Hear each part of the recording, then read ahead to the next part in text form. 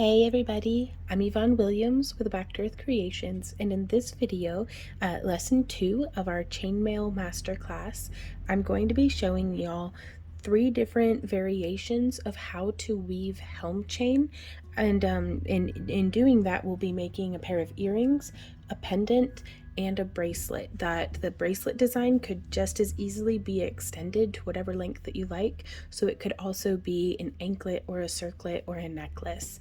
So let's go ahead and get started. Now today I am functioning out of, this is a kit that I'd gotten on Amazon. It's produced by American Chainmail, and at the time of recording, it has not been in stock. I will still link it down in the video description, but there is another kit that I highly recommend, and that is produced by Chainmail Joe, also on Amazon.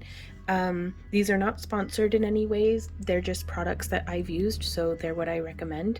But you can also find the ring sizes at theringlord.com, and everything, all my pliers, everything will be linked down in the video description. So that being said, let's go ahead and get started. My favorite thing about this Chainmail Joe that is when anytime I order like bulk pound bags from him, I go through and it's like they come with these cards and I save them because I've given them away to folks. They're just super handy. But his new the newest ones that I've received have this super cool chart on the back that shows helm chain, and for the aspect ratio you'll need around a 4 and around a 6.6 through 7. And the aspect ratio is the ratio between the thickness of the wire and the internal diameter, at least as far, yep, as far as I understand it. So today I'm using 18 gauge, and this is standard wire gauge. So that's 18 gauge or 1.2 mil, 3/16 or 4.8 mil for the inner diameter. And that is for the smaller ring. And for the larger ring, I'm also using 18 gauge, so the 1.2, 5/16, which is a 6.8 aspect ratio, which fits right in that 6.6 to 7 aspect ratio. Now, whenever I'm doing this, like whenever I'm doing helm chain, I want to make sure that whatever smaller ring that I'm using fits comfortably inside the larger ring.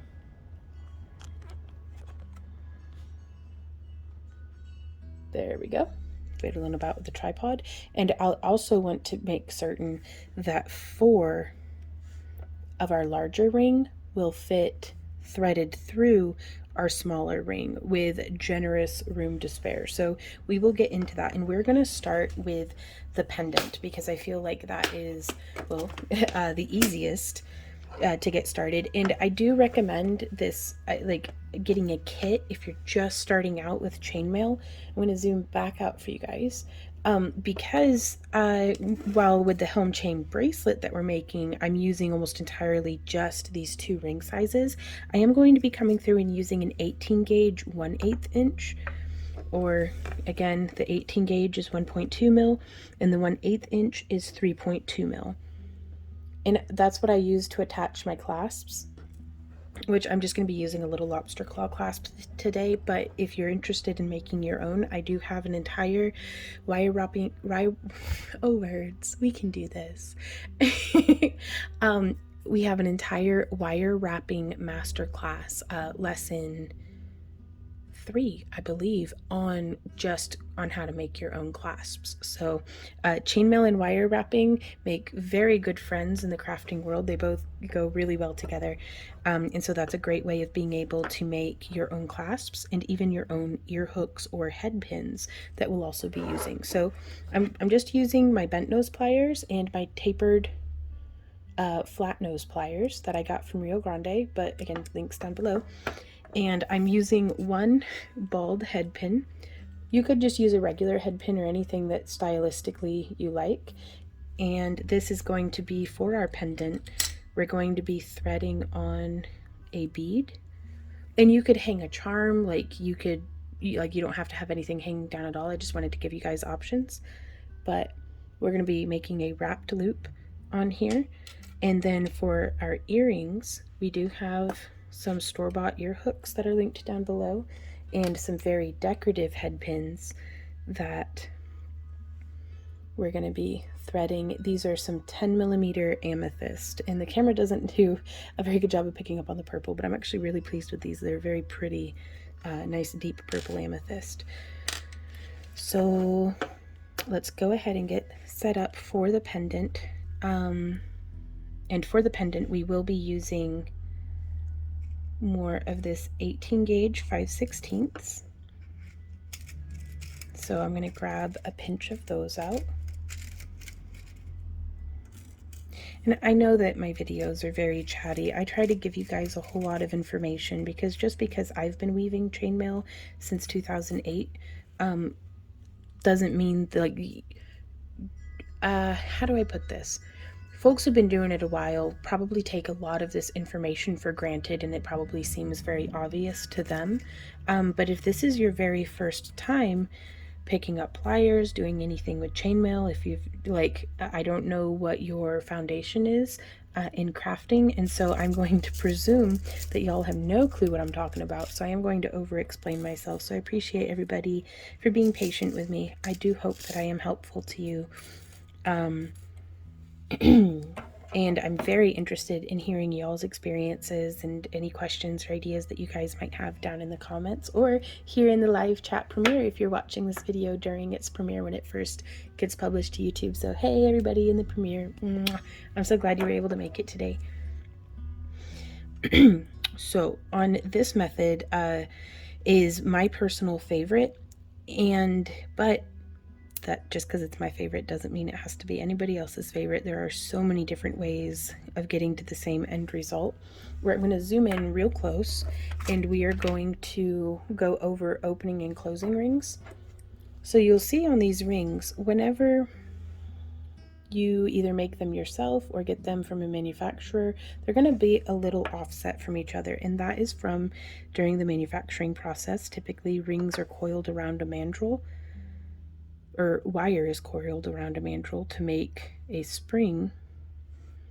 And you can see how those rings would have been sitting side by side, and then you go through and saw cut. There are machine cut rings on the market, but I don't like using them as much in my work because it's very difficult to get a nice, good, solid, clean closure.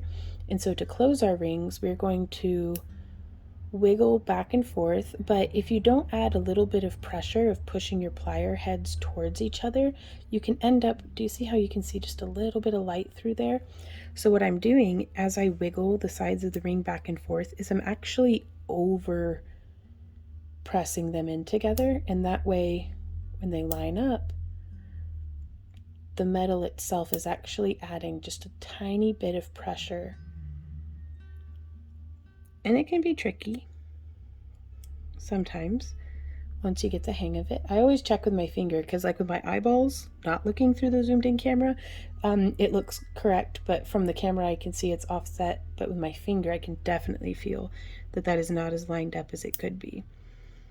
There we go. Oh, that feels nice and smooth. Now also, this is a great example of sometimes you'll see, do you see that little burr that's poking down?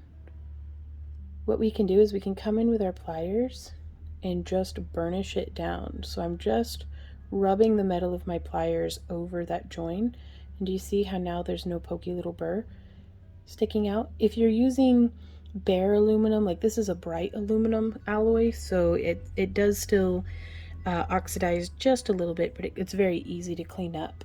Anything that's a bare metal or something that has not been enameled or anodized, you can put through a tumbler, and that would remove any of those little burrs for you. I prefer to weave my pieces and then put them through a tumbler as opposed to tumbling all the rings and then weaving them. Because it also, if my pliers pinch or slip or leave any scuffs, tumbling can help polish that back up too. So we're going to start by closing.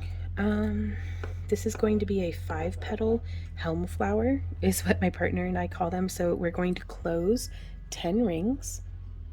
And I'm doing this real time with you guys because you never know how something might get complicated. And I wanted to give you a very real idea of how long these projects can take. We are not a 5-minute crafts channel. If it only took that much time and effort, everybody'd be doing it. So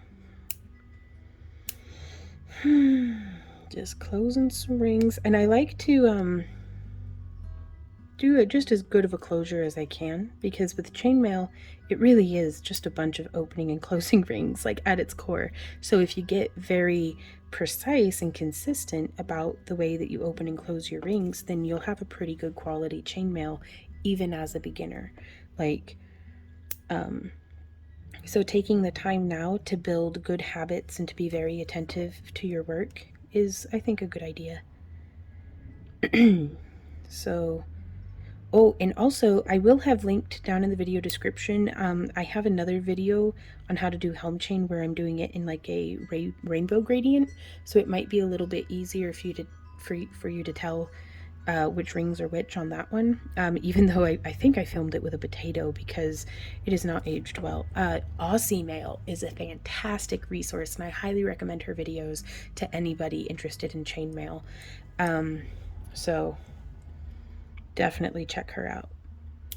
She has an expansive collection of tutorials for free here on YouTube, as well as all sorts of different stuff going on. Okay, so we have our 10 rings in the 18 gauge 3/16 inch. And there we go. And now I'm going to close 5 more, and these are going to be our floaty in-between rings. I think the term is orbital. And so I'm setting those off to the side as well. I'm going to zoom out just a little bit so that you can see how I'm setting these up. My partner and I call them units. So whenever, like, if we're working on a bracelet, he'll be like, okay, well, how many, units do you want me to set up? And I'll be like, well, set me up 5 units. So for each unit, we'll have 2 closed and then another closed as the orbital, and then we'll have 2 open of our small rings. And we'll often have like a little tile or something, and he'll set the rings up and then pass them over, and then I'll just weave them. So I like doing the work on the front end. I especially like him doing the work on the front end. Teamwork, yay.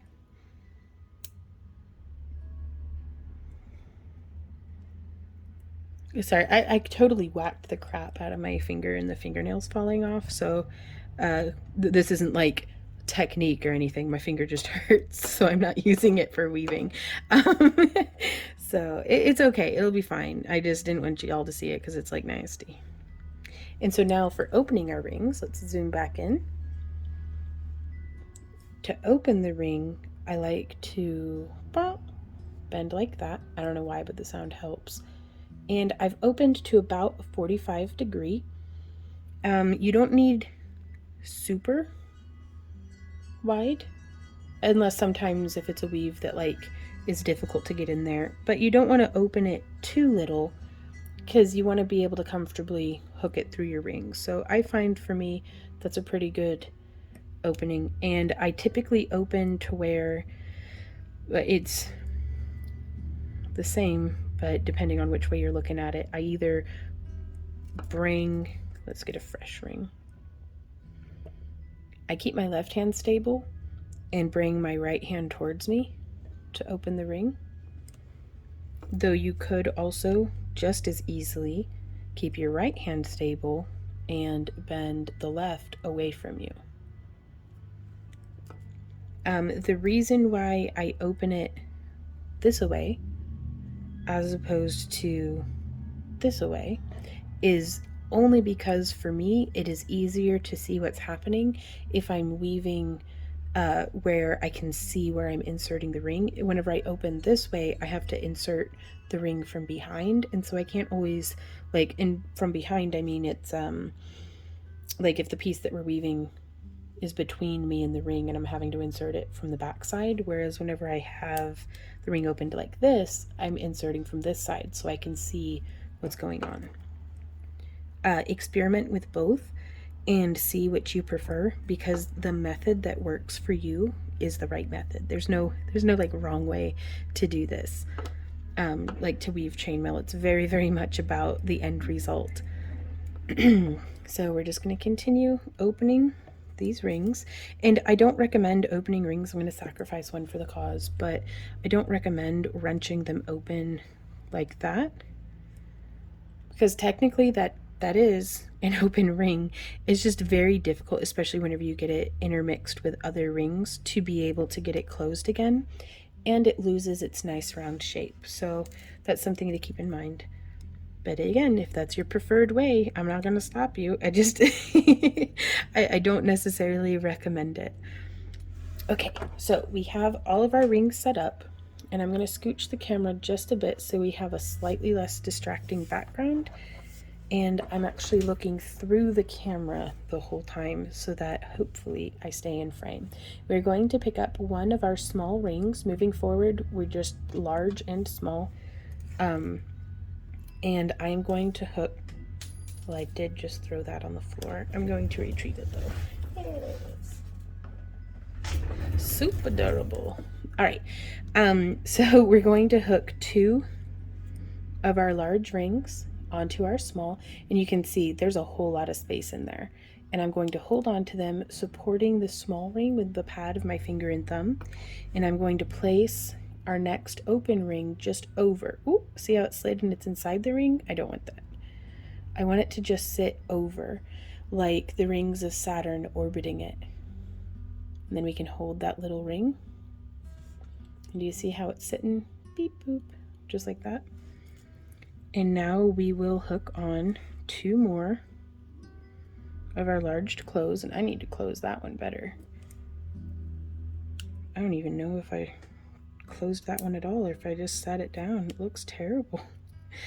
Constructive criticism is okay. Like, you know, don't look at your work and be like, oh my god, that's terrible. Look at it and be like, oh, this could be better, and then work on that. And so now you can see we have our 2 large on either side, our 1 small there in the middle, and then our orbital. So I'm going to take our second small, and I'm going to hook through those 2 large, and I'm going to pass it through the orbital, not entirely, but just enough that I can hook those other 2 large rings.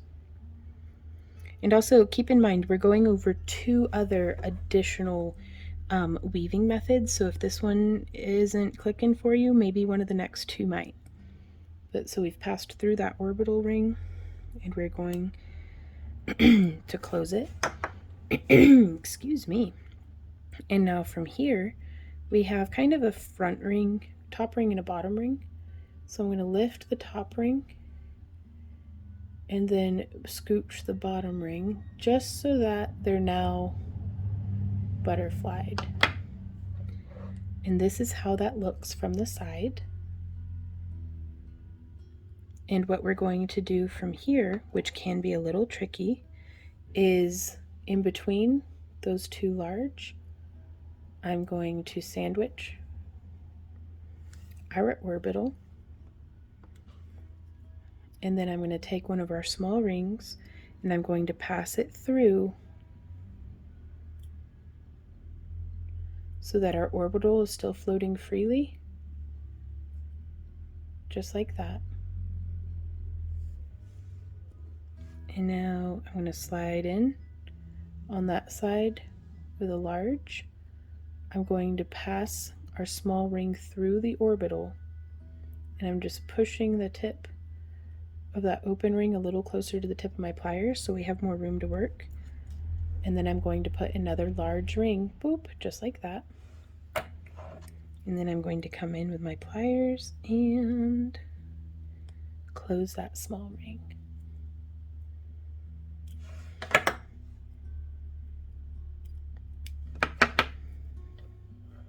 So that's how that's coming off to the side. We need to add a second ring through there.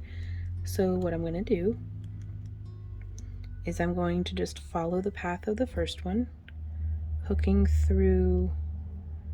This is an instance where having your ring be a little bit more open might be handy, but I'm hooking through just those 2 large, making sure I'm not snagging my orbital. Yeah, I'm going to open that ring just a little bit wider.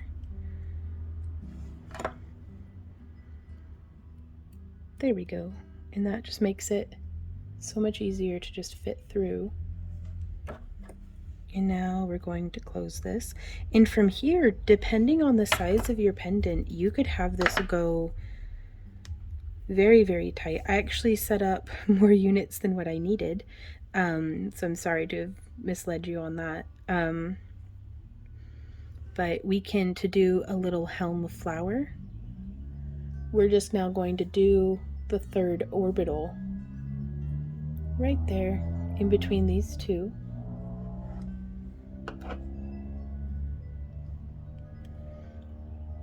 So I'm going to continue on as though this is the same way that we would start a bracelet or a necklace, or anything like that. So we have our orbital there stacked between our two large rings, and I'm hooking through our small. Whoop. And instead of adding in new rings, I'm going to take this end, making sure that we don't have any twists in it, and I'm going to hook that on, pass the orbital over. It's almost like yarn over and knitting, if that's helpful to you at all. If not, ignore it. I don't mean to make it more complicated. But yeah, we have yarn over our orbital, and then hooking on the back side, the other ring, and we're going to close it. And now that's how that's looking. I'm going to grab our second small ring for this segment, and I'm going to open it up just a little bit wider. Boop. Like, I mean, a millimeter, but it helps. If it helps, it helps. And I'm hooking through right there, that little eye between the orbital and the two layer of big rings, and then I just let it hang. But coming around, hooking through, and if you have the ring opened just so, it'll just slide right on through. Like the angle of insertion will line up and it'll just slip in like a glove. And then we'll close that small ring. And this is a little Helm flower. It's a little tight, and something that we could do if you've woven it and it's wanting to curl like that a little bit. Personally, I love that because it makes it, like for our earrings, that's perfect. But with it being just a little tight, part of that is our orbital rings are sitting pretty snug shoulder to shoulder. And so we could have gotten away with using an 18 gauge, possibly 1/4 inch ring there. We could have just used one connector ring, and that way it wouldn't be holding on quite so tight. Like, things would have been a little bit looser. We could have used 2 rings still, but done them in 20 gauge instead of 18 gauge. That's a strategy we could have done. So you can tweak very, very small details about this to get it to be absolutely perfect. But so what we're going to do from here, let's zoom back out. I really like using, let's see, the 16 gauge 7/32 ring in the American Chainmaille kit for a bail. And you can see that's pretty nice, and it's a very solid ring. And I'm just going to open it, and I'm going to hook through one of the double segments as opposed to one of the orbital, just because, I don't know, I like it. So that will be our bail. You could also very easily use a store-bought bail, or maybe wire wrap one, or maybe make one like fabricated from sheet metal, like sheet silver, and you know, kind of doing a little bit of metal smithing. But that gives you some place that you can thread a necklace chain through. And then for our loop here, I do recommend having some round nose pliers and some metal snips or wire snips. And we are going to bend. I'm going to zoom back in real tight again. So you can see the ball end of the pin keeps the bead from sliding off, and this is just a 10 by 8 millimeter, or 12 by 8, I think, teardrop. But I'm coming about 3 or 4 millimeters away from the tip of the bead, and I'm going to bend at a 90-degree angle. And then I'm going to come in with my round nose pliers. You can actually see where I've marked on the pliers. That's my favorite loop size to make. I just did that with a file. And that lets me know, like if I'm working on earrings or something and I want all of my loops to be the same size, that helps me to stay consistent. And so I'm just shaping the wire around the nose of my pliers to make a little loop. And I want to try to keep the loop centered like a balloon on a string, ignoring this tail wire for a moment. I want to keep that nice and centered. So we can always touch it up a little later. And then leaving that wire on my pliers, that way the loop doesn't distort, I'm going to come around, and then using my bent nose pliers, I'm going to grasp the end of my wire, and then I'm going to start forming this around. And you could, the wire's long enough, you can use your fingers. Some of these head pins have quite a bit of spring back, which can be bothersome. And if you find yourself chewing through the wire with your pliers, like with your round nose, you can take flat nose pliers and just hold it in the jaw like that. And we're just going to continue coming around. Now we can snip and smush this off, or we could make a little decorative spiral. It's entirely up to you. I am just going to do a snip using the flat side of my flesh cutters so that it makes a nice flat end. Now this head pin that I'm using is a brass toned enameled steel, so it has a whole lot of spring back. If you got copper or sterling silver, or like enameled copper, those are typically much more supple. And so I've just taken my pliers and I'm boop, boop, boop, smushing that end in so there's no little pokey bits. And then from here, if your loop came a little out of alignment, you can just place your pliers in and kind of bend it until you're happy with it. And this we will take, and the loop, the orbital ring that's opposite of where we've attached our bail, I'm going to find the closure on it. I'm going to open it, and I'm going to slide our drop bead that we've made. And you could use a charm, you could make a little chainmail Mobius flower to hang down from this. Just lining that up, closing it, and there we have a pendant that could just as easily be an earring. Like, you could make another one just like this and have one for each ear.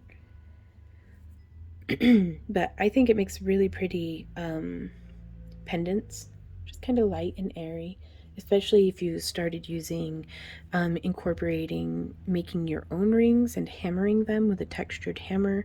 Using rings that are made cut from square wire can be very interesting.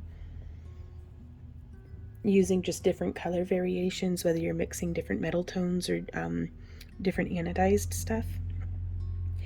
But another way that we can do this, and I may do this as its own hybrid tutorial in the future, where we possibly would have used all 5 sets of units that were set up instead of just 3, in making a larger ring and then wire wrapping that to a wire frame to get it to hold a particular shape. Might be really fun. So stay tuned for future tutorials. So now let's work on this one. All of the closed ring, or all of the large rings were closed. On the next 2 weaves that we're doing, one of them will be every single ring is added step by step individually, and the other one will be where all of the small rings are closed and all of the large rings are open. For the second method that we're going to be weaving, we're going to be making essentially the same the same little component, but we're going to be utilizing it in a different way.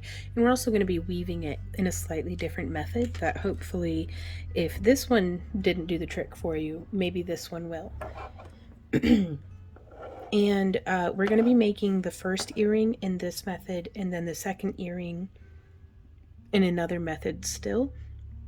So to make a bracelet, you would have just done this, like instead of it being 3 units, it like wide this time, you'd have had, like for a bracelet, I probably would have done like 20 units. So instead of starting out with 3 closed, we'd have had 20 closed. And then for the next row, I would have had, instead of 3 open, we'd have had 20 open. And I'd have had probably 40 of the small rings or so. It really depends on the size of bracelet that you want, but let's go ahead and get to weaving because I think that will help it to make more sense. I'm going to try to zoom in just a bit, but not as much as before, just in case I start wandering out of frame. So for this one, we're going to start with these 3 closed rings. I'm going to take 2 of them and thread my open ring through, my open small ring, and close. And then we're going to take the second small ring, hook it through, and close. And then just grabbing one of the large rings so the other one falls down. I use gravity a lot to get things to align how they're supposed to, or rather how I'm looking for them to. So I'm going to hook another small through that large, and then I'm going to add the third large ring, and I'm going to close it, and then I'm going to add a second small through both of those.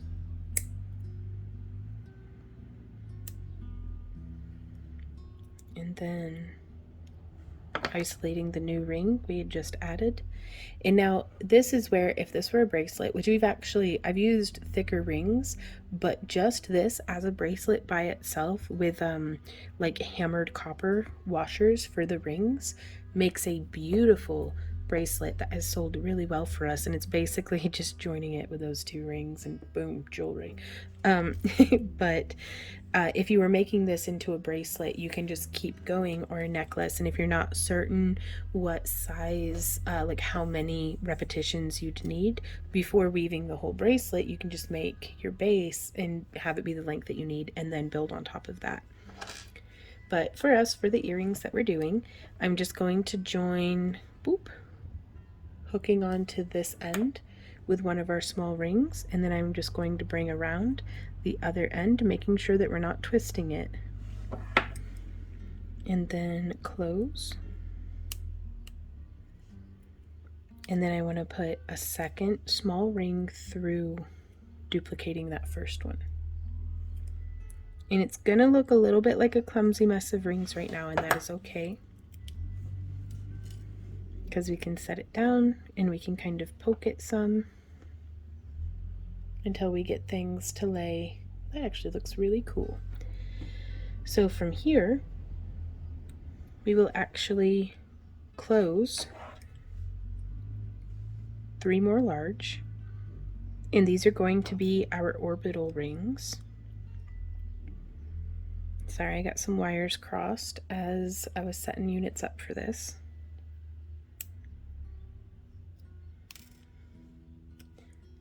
That's why I personally have a tendency to just, once I'm doing something one way, I just do it that way. Even if it's not necessarily the most best or efficient way, it's what I'm doing. Because otherwise my wires will start getting crossed and I'll confuse myself, and much like a Pokemon, I can hurt myself in the confusion. And just be like, oh no, what has happened? So from here, we can take that orbital ring and just plop it on top. And then we can plop on top another one, but we don't have to get ahead of ourselves just yet. So that first orbital that we've plopped on, we can use a large ring and hook through the center of those 2 small, and you can see here, just like in the other weave, there's nothing tangling through the orbital. It's just kind of floating there, and the large rings on either side of it keeps it from falling off. And then what gets tricky on this one for me is I now have to balance an orbital onto, oops, these other two rings so that I can hook through.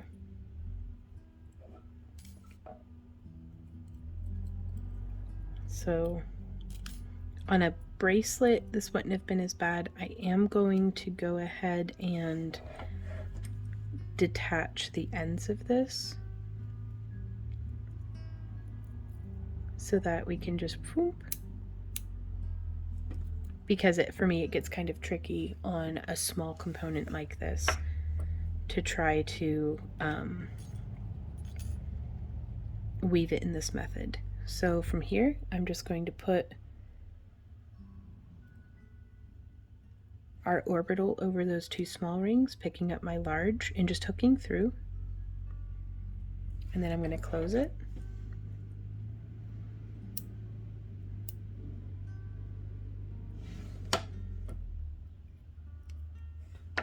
And then we will rotate this so that that is to the left and like the established end of our bracelet or component. So yeah, if this were a bracelet, I would totally take two more small rings and bind that end off, and then use one of these 18 gauge 1/8 inch rings to attach a clasp to that.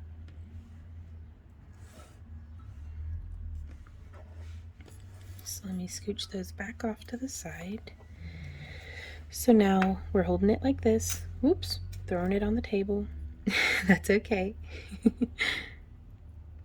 And you can see here, that's our bottom row.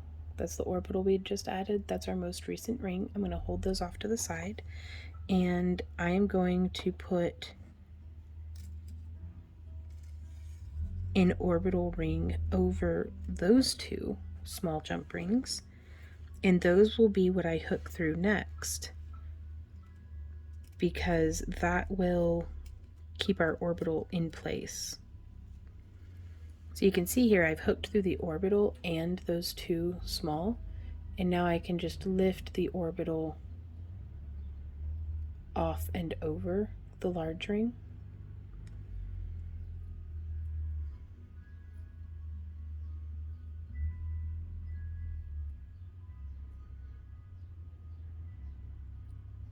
And then this is the end. If it's helpful, where my left hand, thumb, and middle finger are, you could add a safety pin, and that would help to isolate it. But we're just going to come in now and hook through these two small, keeping our orbital sandwiched.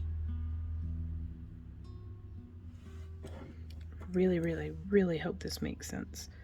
I feel like I'm making it more complicated by trying to have it be a small earring component and not a bracelet. Because if this were a bracelet, again, we'd have had the clasp over here in my left hand. But yeah, and you can check the side, make sure you're not tangled through anything. And then from here,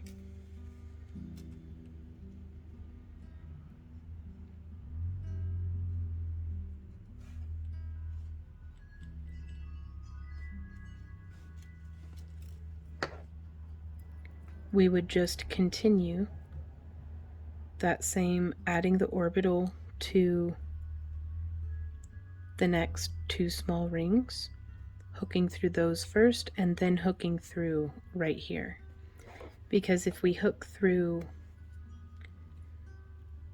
the side where the orbital is already half grounded first, then it makes it even clumsier trying to hook through, getting this orbital to float.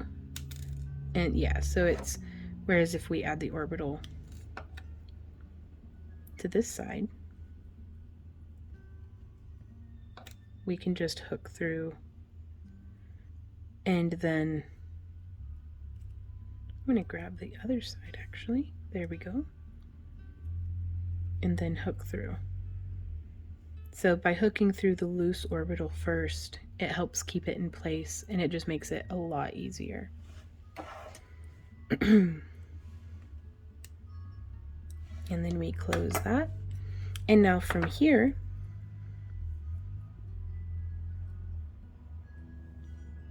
we get to come around and we have a choice. We can either open the small rings and add on the large ones, but I'm going to open the large to join to the small. So I'm just going to take this, I'm going to open it just a bit.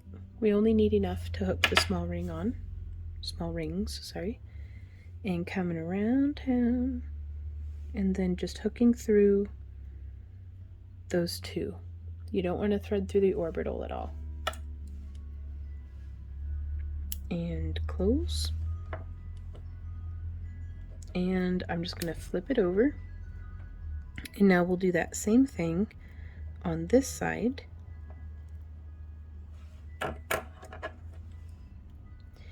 And for y'all lefties, this might be how you've been weaving the whole time, but I'm going to bend the opposite way of what I had initially,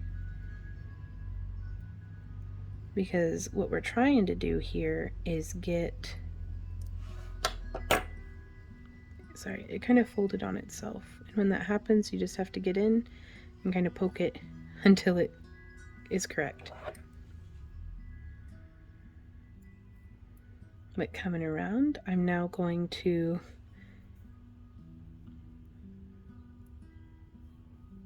weave that up and through.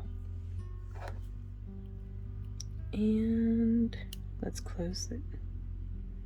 There we go. And that is how to weave the same thing but a different way. And what I like to do with this, and especially why this is my favorite, these are my favorite ring sizes for doing this style of earring in particular, is because it does take so readily to kind of balling over to one side, since things are just a little tight when it's laying perfectly flat. And what I like about that is we can now take either a head pin or a ball pin, or like this one, a decorative head pin, put our bead on, and then right through the center of all of our rings, if you can see there where it's coming through, right through there, we just thread it, and it makes a super cute little bead cap. Now I'm actually going to pull out, and these could be earrings or a pendant. So let's do this one as a pendant as well. Oh, and this one's a beefy boy. This is like a 15 millimeter moss agate bead. And we can take, and see right there, I did not thread through the middle. So that's how it looks if you do that, which might stylistically be something that you're going for. But I just want to hook through, yep, right there through the middle. And that just sits right there on top of our bead. And I like very much how that comes out. And we could put a small, yeah, I've got a little component here. This is a little tray of beads that I'd gotten on Amazon. I'm going to zoom out for you guys. But I'm going to open this up and use one of these 4 millimeter. These are steel beads, I do believe. I just want to thread a little 4 millimeter bead on there. We could use, let's go ahead and use a larger one just to see, since it's such a large bead. But I typically don't go smaller than a 4 millimeter because it would just fall into the hole. But you can put a bead down there on top of it, or a 6 millimeter bead, because this 15 millimeter is a chunky boy. Like, it's nice though, I like it. So yeah, we can have that 6 millimeter bead just sitting there on top.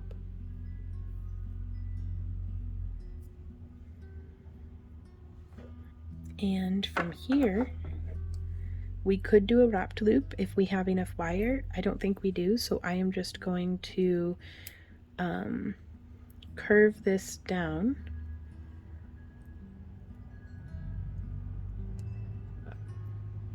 I'm just training the wire around, tightening it just a little bit more. I want to keep it nice and centered up. There we go.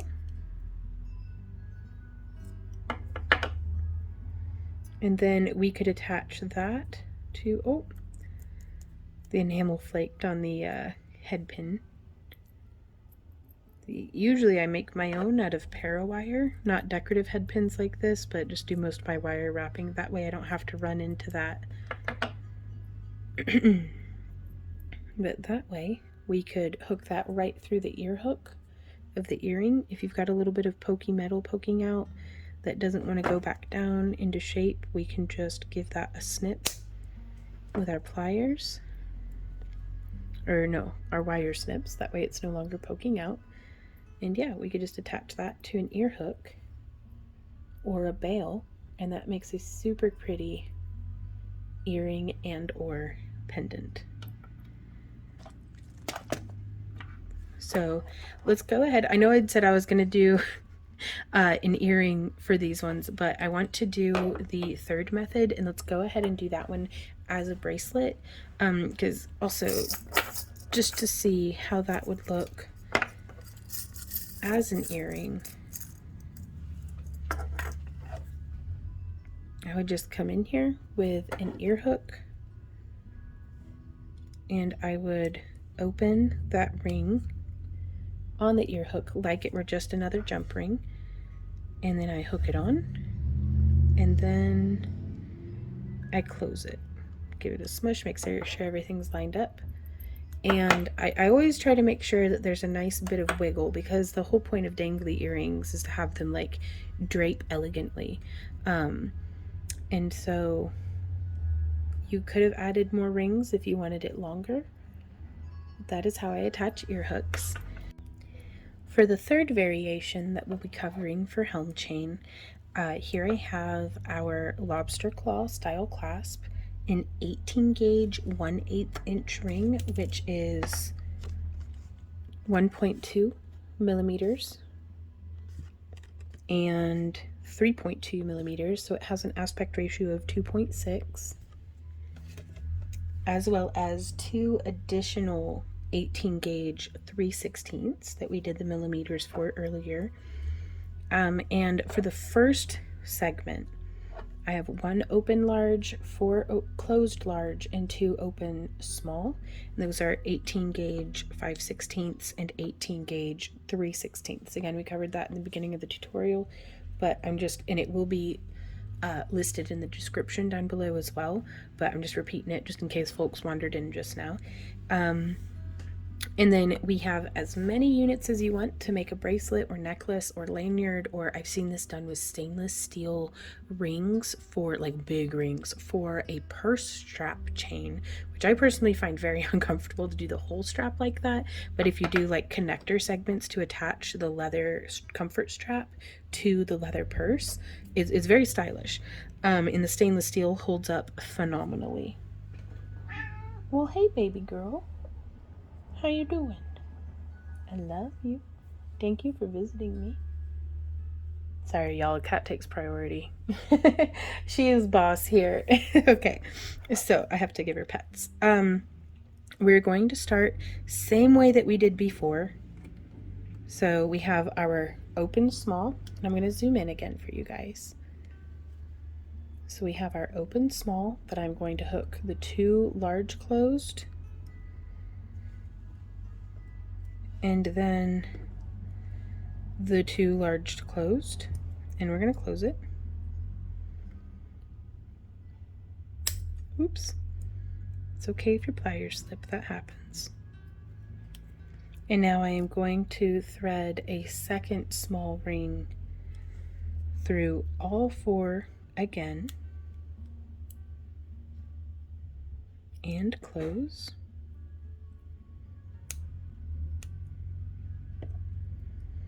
And now we can open that up I'm going to take our large ring and just hook it around. Easier said than done. Like that. And we don't want it hooking through, there we go. We don't want it hooking through any of the other rings. So I'm going to go ahead and close it. And really what it starts boiling down to is however is easiest for you to get to here from these three methods, do that. But we've closed it, and now we're going to fold those rings around. So again, we're right back where we were to start with that first segment of Helm chain. Now what we're going to do right here is attach the clasp, because that's just going to keep everything kind of sitting where it's supposed to. So I'm going to open, let's zoom out just a touch. Open two more of our small. Then I'm going to open our very small, that 18 gauge 1/8 inch, and I'm going to hook it through the loop on our lobster claw clasp.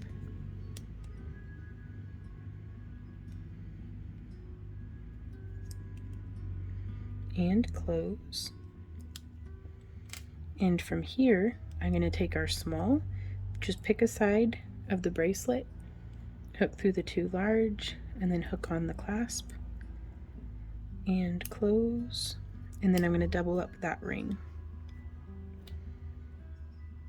You could use just one ring, but I think it looks a lot more substantial to use two, and it also continues that pattern of the bracelet. And any way that I can make joining the clasp be more congruous with the rest of the weave, the happier I am. That way it doesn't, I don't want the clasp to just look like it's a slapped on afterthought. If you can make it a intentionally designed part of the bracelet, that's pretty cool. So there's that. And that also gives us something to hold on to as we continue our weave forward. So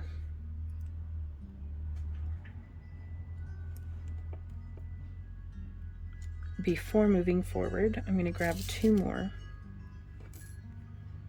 small rings and open them. And we're going to do just like how we did on the other end. I'm just going to hook through the two closed and close, and then duplicate that ring and close. And now from here, this is where we can move forward forever and ever. So we want to hook this open large between the sandwich of the other two and around those small, but not through them. And close. I think this one may actually be my favorite method, but I don't know yet. And so from here, we just take our large, hook through those two small, and this large has two small already on it as well. Now, all of my clasps are stainless steel lobster claw, they're stainless steel lobster claw clasps. There we go. That way I can leave them on when I tumble. I try to not use any, and oh baby, I know it's cuddle time, but I gotta finish recording a tutorial so we can buy you more treats. That's how this works.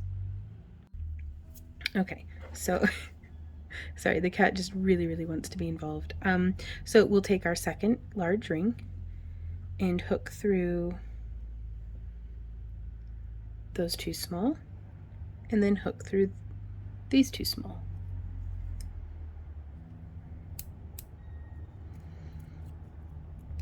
And then pick up our next large open ring and feed it through, sandwiched between those two large and around those two small without going through them.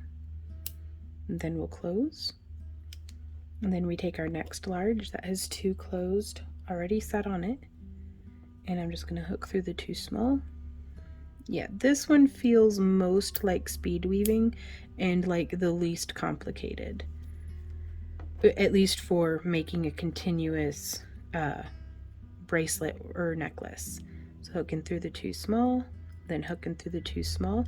And also it's very easy on this, if you wanted this to be stretchy, to just have the 2 small rings be rubber rings.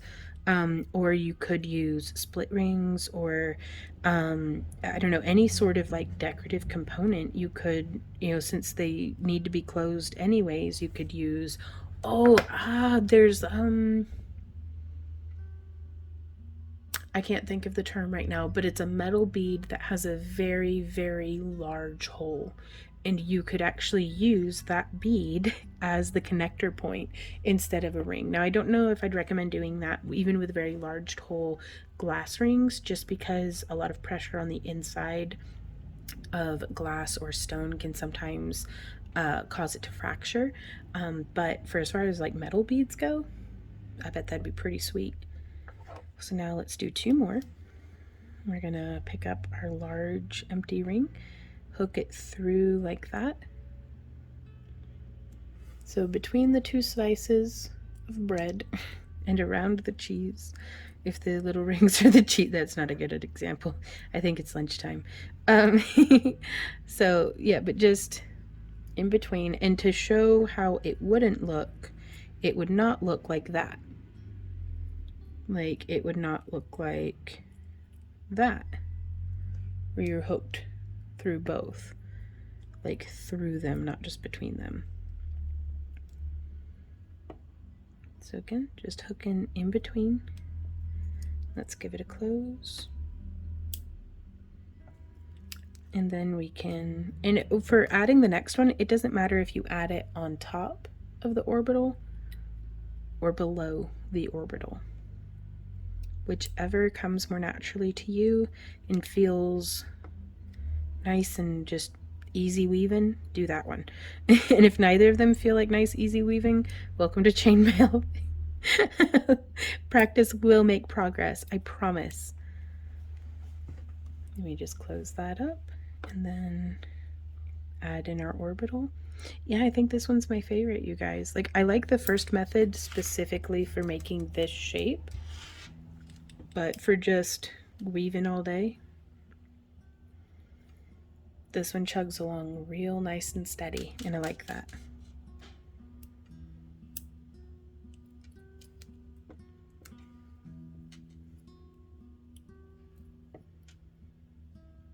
And then we just keep adding large rings through the small rings. And the way that I would finish this bracelet is I would finish it on the 2 jump rings, or the 2 small rings, and then I would just add a couple more, like probably 4 more, and I had to do an open with a closed on it, and I do that twice. But whenever we're making bracelets for in our booth, we don't know what wrist size whoever wants to buy that piece is going to be. So we'll make our bracelets to a standard 7.5. Oh baby, what's up? I know, I'm almost done. I promise. I promise. And then we'll give you all the num-nums, okay? No, it's not okay, she says. 7.5 inches, and that includes the clasp. And then I do about 1 inch of extender chain. And that way, if they don't want it with the extender chain, if they want like a full, like maybe 8.5 inches of just the design, we'll take a custom order. But typically folks are pretty pleased with this. So the number one thing you can do though as an artisan, if you're looking to make a business out of this, is to just listen to and be as accommodating as you like of the requests of your clients. We've done so much stuff that we would have never even thought of, just based on our clients' preferences, and it really helped us to grow as artisans and to tailor our business model to work with the people who were keeping it afloat. So yeah, I would have just a little bit of extender chain, and that way when it's time to put the bracelet on, you can have something to hold on to, and you can hook anywhere along that chain. Or even if you have a particularly petite wrist, or you want your bracelet a little tighter that day, you can come in and hook on the orbitals. and that's pretty nice. Just however you like. This weave is a fantastic one for a beginner, I do believe. The way that we're setting up our masterclass courses for Chainmaille is just kind of building on the techniques of the lessons prior, as well as fleshing out, so this is the weave, but here are some different things to do with it. So with this weave in particular, it's a great base for then building into either Celtic Visions, which may be one of our next tutorials, as well as Dragon Scale, which is a really nice, really dense weave. And for Dragon Scale, I use a slightly different, a slightly smaller center ring. Oftentimes I'll just use one for the center ring for Dragon Scale, but you can see how with Helm Chain, if applying pressure in opposite directions from the front and the back, you can see how it offsets on itself. And that's exaggerated slightly by only having one of the small rings. It gives you a little bit more space to offset, and so you can actually make a little bit of a sheet, and that's Dragon Scale. And that one is intense but very cool, and I love the way it looks. And you can also incorporate scales into this as well, which is pretty neat. So the possibilities are endless, y'all. Thank you guys so much for coming and hanging out with us in this video.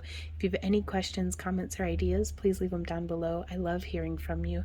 If you enjoy our free tutorials and would like to support the creation of more of them, as well as get a 20% off discount to our entire store, exclusive access to our Friday live stream after parties, first dibs on our shop updates, like all sorts of stuff. And that's just for the $1 membership level. And we do booty boxes and all sorts of different stuff. So if you're interested in supporting the channel, links to all of that are down below. But really, I just appreciate you guys being here and keeping it crafty. So until next time, you guys, thank you and happy crafting. Mwah! Bye.